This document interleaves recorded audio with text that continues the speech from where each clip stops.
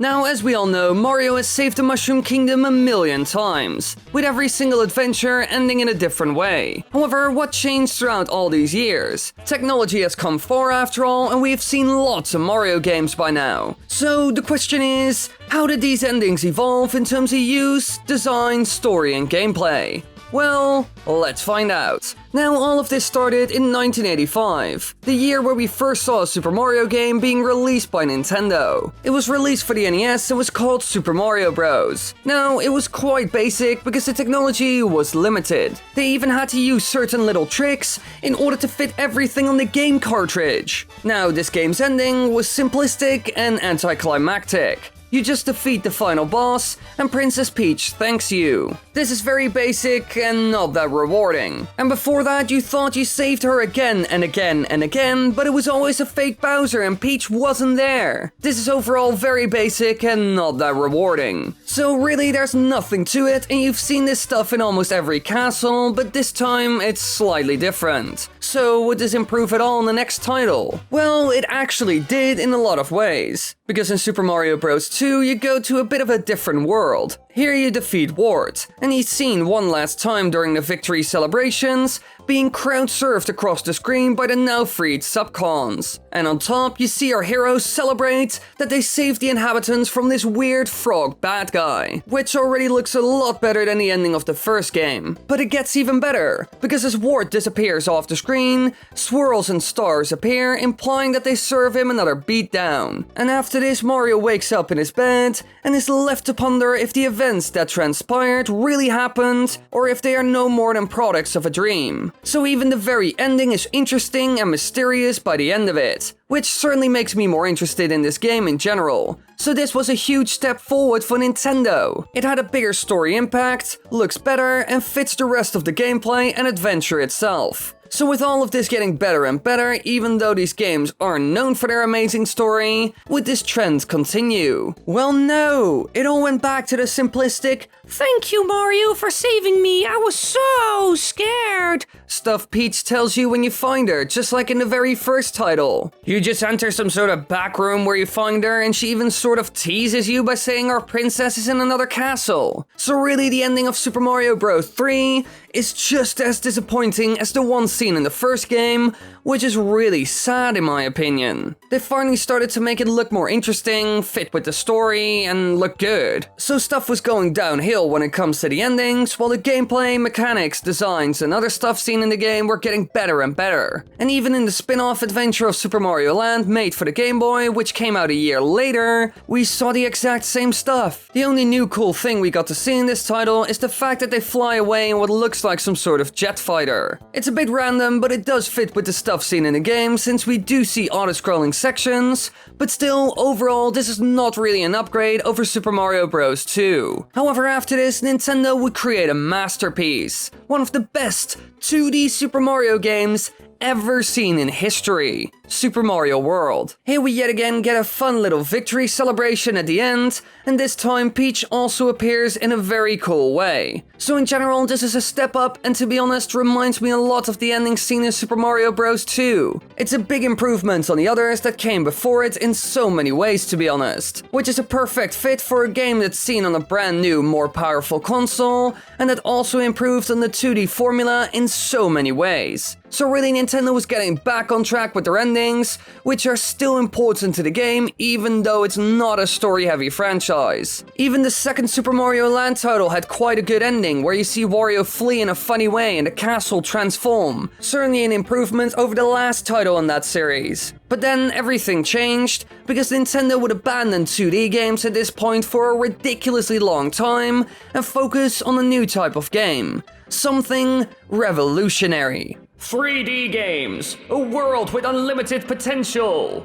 Now, the first game ever to be in this style was the iconic Super Mario 64, which got a cult following in no time. And here we got our first taste of an ending in 3D with an even more powerful console, and as you can imagine, thanks to this, they could do way more with it. This is the first time ever we would see a real grand ending. After defeating Bowser, he will fly out to the front of the castle where something magical will happen using all the stars you collected. Peach will magically appear from the glass and lead like some sort of fairy tale, and to be honest, this effect is amazing and mind-blowing for the time this game came out. After she slowly comes down, you reunite with her, and finally bake the cake you were promised at the very start of your adventure. Now, as you can imagine, this ending blew a lot of people's minds because it looked so good and very cinematic. This was the best and most impressive ending we had seen in Super Mario games so far. However, the general story of this game is not that good. So while it ties into the story of the game,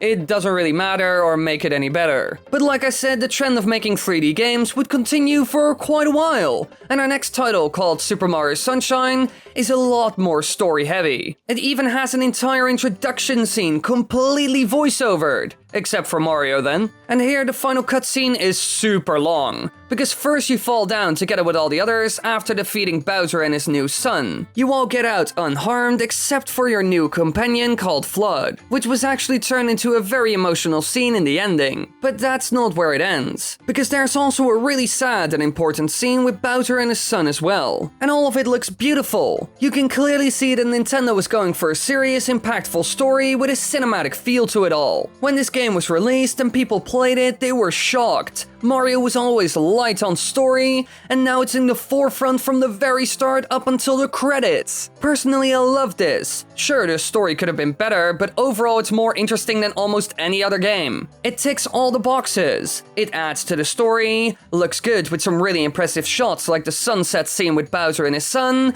and ties in well with the gameplay. So really, it's anything you would ever want from an ending cutscene in any game. So really, Nintendo was on a roll here. And this would continue actually. Well, I mean, in the 3D games at least, because the ending scene in the 2D ones are quite boring to be honest. Every new Super Mario Bros. Game has the same ending, time and time again. Sure, there are some minor changes here and there, but really, there's nothing worth mentioning here. So I will only mention any of these games if something does happen. Now the next game in line for us is Super Mario Galaxy, who continued the trend started in the first two 3D games. In this game, Bowser tries to take over space, and it all comes to a head at the end of it. After defeating Bowser, you save Peach from falling and fly away with the star. But without the powerful artifact, the sun that Bowser was creating implodes and turns into a black hole, sucking anyone and everything up and destroying it all. It seems like they're all doomed and the world as we know it will be gone. But then the Lumas save the day by basically cancelling the black hole and creating a big bang. Rosalina then appears and explains what happened, and Mario wakes up with all the others in the Mushroom Kingdom. And apparently a completely new galaxy was created,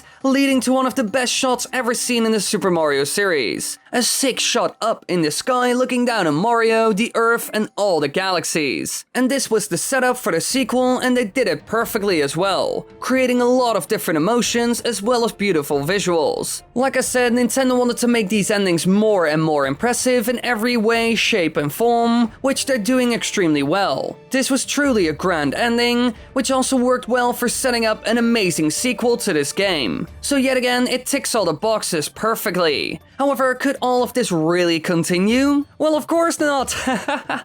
It's Nintendo. Like I said, the 2D games were already lost, and the 3D games would get less and less impressive now as well. But before that, don't forget there are more videos and playlists you can watch in the upper right corner, and don't forget to subscribe. But let's first finish this video. Now, another example of this downtrend is the second Galaxy game. It has a way less spectacular ending, turning into a flipbook with dialogue, which is a big step down in my opinion, getting rid of all the cool visuals seen in the very first game. This was the case in Super Mario 3D Land: The World as well, but these were even worse, I would say, looking similar to what we had seen in the new Super Mario Bros. Games for years. So at this point, every 3D game was getting more simplistic and quite meaningless. However, one recent game changed all of this. Super Mario Odyssey, a game that did a ton of things right, and this goes for the ending as well. After using Bowser to save Princess Peach, everyone makes it out landing on the moon. And here we get to see something really odd and a bit funny. Cappy and his sister have a cute moment together, and then the real battle for Peach begins. Who can marry her first, Bowser or Mario? Well, how about neither of them?